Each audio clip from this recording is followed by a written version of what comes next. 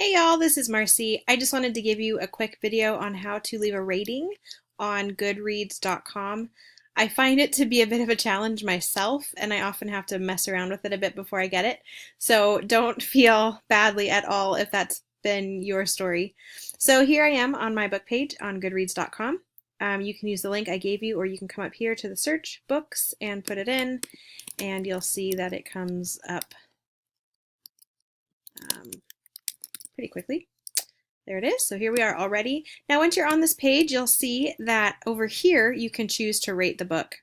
So once you click a star and it saves it, it brings up this little thing here for you. Thanks for rating. Write a review.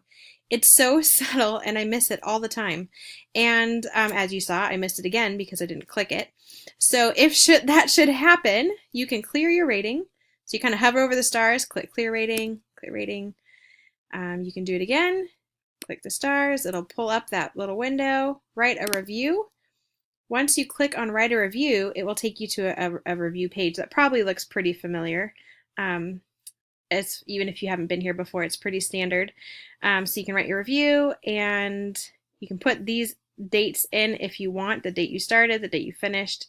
It's not really a big deal. And then you click save and that will save.